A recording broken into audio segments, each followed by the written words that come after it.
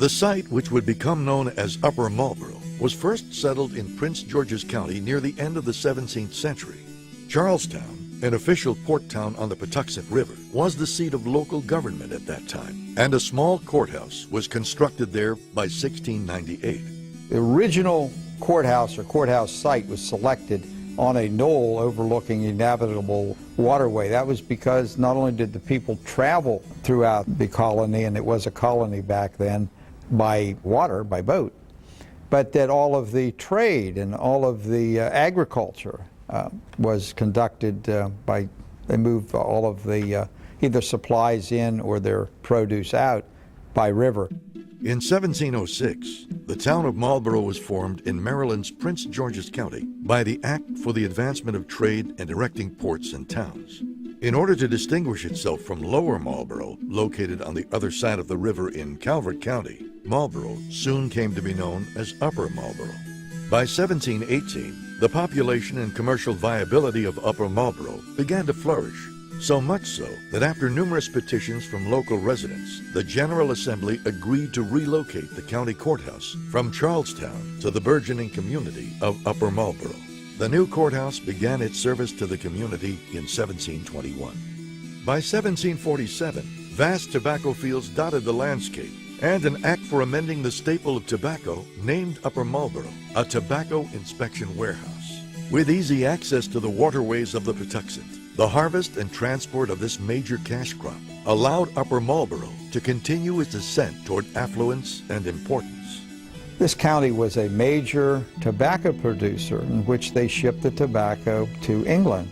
It was so much a tobacco economy that many people were paid in what they call hogshead. I understand that had nothing to do with pigs, but it had an awful lot to do with a quantity of tobacco. So you would see old records that would, so many hogsheads for this or that, and that referred to the tobacco trade. And if you travel up and down the Patuxent River, you'll see a lot of old homes, and they're all facing right on the water's edge. And that, again, is to do with the fact that that's how people traveled. The original courthouse remained in this location until 1880, when a new site was selected for the construction of a courthouse on Main Street in Upper Marlboro. The courthouse was begun in 1880, finished and opened in 1881 on the site where our courthouse now stands, or at least the old part of our present courthouse now stands, fronting on Main Street. And at that time, an architect named Frankie Davis from Baltimore was hired to design a high Victorian brick building, a very ornate building. He had a building committee of men from the Upper Marlboro area, one of whom was Charles Claggett, and it was actually the oldest part of that 1880 building that was the victim of the fire in November of 2004. Bringing back into my memory being on the wagon coming down from Weston 2 miles from the courthouse to Jake Edlovich's general store to get all of the needs of Weston Farm, and the horses had been tied in back of Jake Edlovich's store, and I had been lifted out of the wagon and put on the ground when a flock of geese came by, and the gander in charge of the geese got after me. I ran through the store, across the dirt road separating the store directly across to the columns that were decorating the courthouse, and I ran around those columns, and that's my first memory of the columns that were put there by Charles Claggett back in 1881. With the expansion of the railroad system to the area in the late 1800s, new markets opened up to the town's agricultural products, continuing Upper Marlboro's development as the true cultural and economic center of Prince George's County. The modernization of small-town America followed the railroad's newly laid tracks, and Upper Marlboro's growth reflected this trend. If we wanted to go to Marlboro or to Hyattsville, we had to go on a dirt road. And the roads were worked by horses. There were no tractors in those days for the road machines. And that didn't last too long before they took the horses off and pulled the machines by the tractors. We didn't get electricity until the 20s, and we didn't get it over here until in the 40s when we got it here. And we got it close to the railroad. The inhabitants got it off the railroad when the WVNA was electrified, and that made a big difference to those people.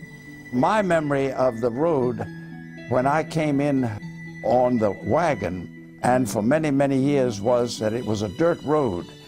And the dirt road became paved in 1927 when the Robert Crane Highway was dedicated and the monument was put at the south end of Marlborough to Robert Crane Highway.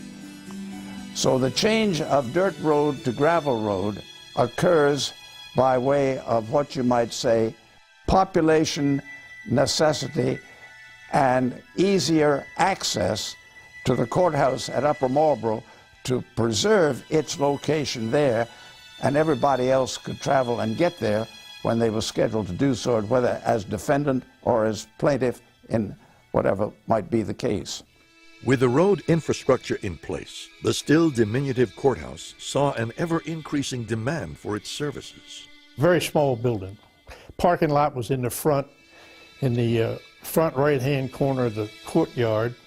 There was a place for about 6 cars to park, and that was it. The street was very narrow. It was paved. But there was parking on both sides of the street because the cars weren't very big, so they could get by each other. Very old and very, very rustic, I would say. It had one courtroom and a clerk's office and a treasurer's office and the sheriff's office, register wills. There were wood steps that went upstairs to the courtroom. There was one courtroom. We had one judge. Shortly after I came there, Judge Marbury was put on the bench. He was a state senator, then he became the circuit court judge while I was almost after I got there.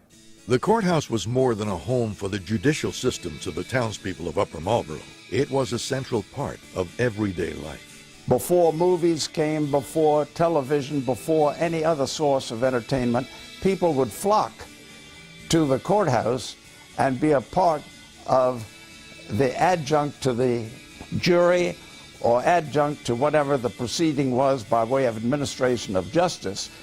But it really became the center and focus of all activity that put its taproot deep enough to survive as a county seat to and inclusive of today.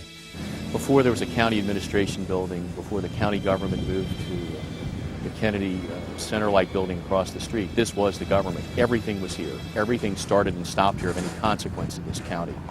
The courts were here, the Board of County Commissioners were here. Everything from license plates to murder cases took place here.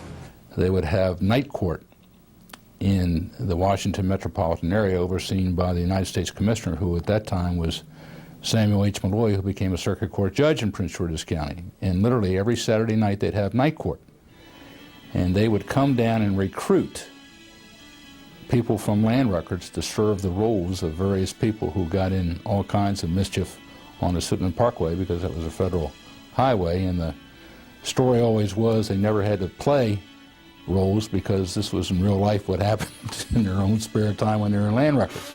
I clerked for Judge William B. Bowie for 1 year. That's all the contract was for 1 year. I and one other law clerk went across the street, rented an office space on Main Street, and hung out our shingle. I've been here ever since. I practiced law for almost, well, in excess of 10 years on some Main Street in Upper Marlborough, looking out of my office to the front of that courthouse almost every day. So I have a warm feeling for that facade, as we refer to it. It was the soul and embodiment of government. It was a structure that you knew was important, that important things took place here. It was the courthouse. The courthouse changed numerous times from 1721 through the early 1900s. But the building boom between the First and Second World Wars led to its most extensive renovation to that date. That courthouse has seen many, many changes, but the most noticeable one, of course, was in 1940, when the Victorian appearance of the north front of the courthouse was completely changed, and the very large portico with those powerful columns was erected, changing the appearance of the courthouse from a high Victorian ornate brick building to a more colonial-looking classical building. And that was our courthouse until all the additions were added on the south side, which now, of course, dominate the oldest part of the building. There were two major expansions to the rear of the courthouse in 1949 and 1960. In 1991, the additions of two large east and west wings were completed, named for Judges J. Franklin Bourne and Ogle Marbury. In addition, the oldest central portion of the courthouse was renamed the Duval Wing in honor of Gabriel Duval, a Prince George's County resident who sat as an associate justice on the United States Supreme Court from 1812 to 1835. The Duval Wing, for years, was drafty. Although they had air conditioning, it wasn't effective. The courtrooms in the summer were sweltering hot. You'd have to have the courtroom windows open in order to get ventilation, so that people could just sit and conduct trials. But we didn't have the option of closing anything down and doing renovations until they built the Bourne Wing and the Marbury Wing. That's what we refer to as the new part on the back of the Duval Wing. Once that was done and completed, then there was an option. We had enough courtrooms, we had enough chambers, we had enough clerk space, we had enough places for our jury assembly in order to undertake the renovation, which was long overdue in the Duval Wing. In 1900, Prince George's County had a population of 30,000, and by 1950, that number had jumped to almost 200,000. With the turn of the century, the courthouse serves over 800,000 citizens, and that number increases every day. I can remember a courthouse where everybody knew everybody. It was then, as it is in some respects now, the employment center for people of the community. But now that community is expanded, and you have, instead of people living in the upper Marlboro area or close there too, they've moved to southern Maryland, as far away as St. Mary's County or across the Chesapeake Bay Bridge to the Eastern Shore. So they're commuting great distances to still work here in the courthouse. And when I say big, I mean our population has expanded drastically in the courthouse because we now have, and I believe I'm correct on this point, the largest courthouse in the state of Maryland in terms of physical plant, larger even than Baltimore City. And of course our bench is only second largest to Baltimore City. In spite of the tremendous growth the county has experienced, the mission of the court has never changed. The courthouse itself may have been expanded to meet the growing needs of the community, but the court remains mindful of the individual concerns of each person residing in Prince George's County. The court needs to be sensitive to the needs of the people because as a judge, certainly you want to meet the needs of the community. You also want to dispense justice, but be fair. You can't do it without balancing that against the sensitivities that are involved with making sure that those that are before the court have an understanding of what's about to take place. We solved a lot of problems. I remember when I was a law clerk, we had an attempted political assassination trial here when Governor George Wallace was shot by Arthur Bremer. And at a time when there were major political trials going on in America that went on for weeks, I remember the chief judge was Ralph Powers then. Judge Powers said, we're going to do this in a week, and he did. And Arthur Bremer got tried, convicted, and was sentenced all in about a week or so. We now provide things that used to be in the realm of the other agencies that now come to the third branch of government. We have to provide social workers. They're part of our staff now. We provide, of course, interpretive services, and the court must provide for these individuals and must provide for them a level playing field so that when they come into the court system, they will feel that I am treated fairly.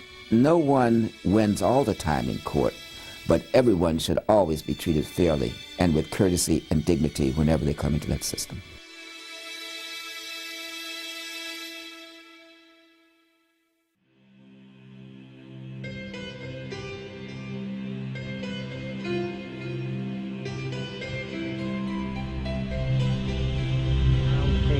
see just the extent of this fire, how much it's grown now, and you've seen flames throughout the roof line of this building, right in the center of our screen. For the first time, we're beginning to see the fire equipment and the efforts to battle this. But at the moment, Chance, I got to tell you, it's far from being under control. Okay. At approximately 8 a.m. on Wednesday, November 3rd, 2004, temporary lighting set up in the attic of the Duval wing sparked a fast-moving fire. I was in the conference room preparing for trial. I was Xeroxing some materials relative to the trial when I noticed thick black smoke and flames that were coming from the top of the structure of the old courthouse. My bailiff was present at the time and some other individuals. I brought that to their attention. They all looked out the window. I made a comment that I didn't hear an alarm go off at the time to have us evacuate the building, so I notified my staff to make that call, and then I prepared to vacate the building. I remember someone saying, "There's a fire." And we looked out the window and you could see smoke coming from the courthouse roof. At 8:26 a.m., the Prince George's County Fire and Emergency Medical Services received the first 911 call. Within minutes of hearing the alarm, Company 20 of the Marlboro Volunteer Fire Department arrived on the scene. The bells went off, and like usual, came out to the engine room, found out what the call was for. The fire technician here said it was for courthouse on fire, and we usually run some boxes over there for the generator on the roof. He said, "No, it's really on fire. Let's get on and go." And we got on the engine and went down the street. I was sitting here at my desk, heard the fire alarm go off, was doing a few things before that, and then my bailiff, Mike, came in. He said, I think the building's on fire. So we went to another office and looked out the window. And just about that time, the battalion chief from the fire department had pulled in on our side of the courthouse. And you could see him get out of his car. You could see him look up at the roof of the building, and you knew this was a serious fire at that moment. The fire quickly intensified and had become so large it required the assistance of many outside departments. What had started as a one-alarm fire quickly became a four-alarm blaze. Everybody showed so much emotion about what was happening in the town and the courthouse. Everybody realized at that point that we were really had a possibility of losing part of our history. I was distraught, to say the least, when I saw the fire. I was able to park at the county administration building, and then, of course, lo and behold, became, as many others did, an innocent bystander, simply sitting there helplessly watching the courthouse that I loved and played in as a child go up in flames. More than 100 firefighters, racing in from as far away as the eastern shore, worked tirelessly for more than 90 minutes to finally extinguish the inferno. Despite their best efforts, the rising flames, fueled by 30-mile-per-hour winds, eventually destroyed most of the roof and wooden interior of the newly renovated wing, leaving behind no more than the smoldering ruins of a once proud and historic edifice. We're up on the level right above the fire, looking over the roof, and you can look over and see the front ramp of the firehouse. There's a fire hydrant on the front ramp, and an engine from Bladensburg was pumping water, and that's when I really realized how many people were actually here operating on it at that time. All of the businesses in the community started bringing over water, refreshments, food, anything they could do to make sure the fire department had everything they needed to get the job done that day. That was neat to see the community come together the way it did. Once the flames had been subdued, the white iconic columns, still recognizable in spite of the devastation surrounding them, were left alone to stand guard over the ravaged brick building. There were some very historical parts of our courthouse that just would never be the same again. The courtroom where Arthur Bremer was tried for shooting Governor George Wallace was totally destroyed. The original courthouse in the front of the building was totally destroyed, and the bell tower collapsed through it. I remember standing beside a young law clerk of mine, telling him, "Well, there goes your office," and it went up in flames. Because I can remember back almost 40, well, it was more than 40 years ago that I had stood there looking for a job doing the same place. Everyone that witnessed the fire that day felt a combined sense of tremendous loss and deep sorrow. How saddened I was that a piece of our history was gone. The building can be refurbished, it can be rebuilt, portions of it can be replaced, but it will not be the same building. I know judges that were excited about moving back in there, and I was looking forward to seeing how the building was restored. And hearing the fire, I was saddened because I loved the building, and I was afraid that perhaps it wouldn't be restored and it would just be demolished at that point. So it was a very sad day. While saddened by this tragedy, the citizens of Upper Marlboro look to the future with the anticipation of the courthouse being rebuilt and seeing it return to its place of prominence on Main Street. It would be nice to have some of the flavor that was there before the fire. And even though the county has grown in numbers and there's somewhat a metropolitan aspect of it, you can't get rid of the old history of Marlboro, the farmland and tobacco farms. And that building stood there for many years, and I'd like to see it restored, maintaining that old integrity. What's really important to the people, and that makes any system work, no matter what the facility, no matter where, it's the people who make it work. It's easier with a good facility, and we're going to have a great facility when it's all said and done, I'm sure.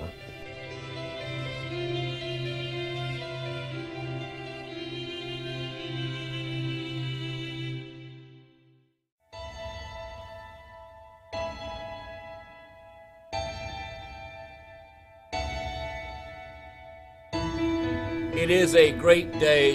It is a great day indeed, for we are witnessing the reopening of the Temple of Justice here in Prince George's County. November 3rd, 2004, we were excited about this building almost coming to a conclusion with the renovation. And on the way to work that morning, I was faced with a billowing cloud of black smoke over Upper Marlboro and the courthouse engulfed in flames. It was horrifying. However, out of the ashes have come this incredible building. Some of the unique technologies are the docket displays in the entryway so that the public, lawyers and the like can see where their cases are scheduled. We also have Court Smart in all of the courtrooms. There's two main art pieces in the building that were commissioned by the Arts and Public Places panel. The first piece is called Justice. It consists of stained glass panels that greet you when you come into the building. They symbolize the 4 levels of the court system in this state. They symbolize the diversity of this county and the justice that is meted out in this courthouse. On the second floor, the artwork is done by Mr. Steve Weissman, and it's a huge piece that's encased in the copper that came from the original Duval wing, and it's called Justice Prevails. And it's a symbol of Lady Justice coming out of the Duval wing burning in the background. For the citizens of Prince George's County, it is critical to understand that we are dedicated to ensuring full and fair access to justice. And this building and all of the work that had to go into making sure that it came to fruition is a symbol of that commitment. And that in the business of government, we are all partners. And this is an example of what partnership can do.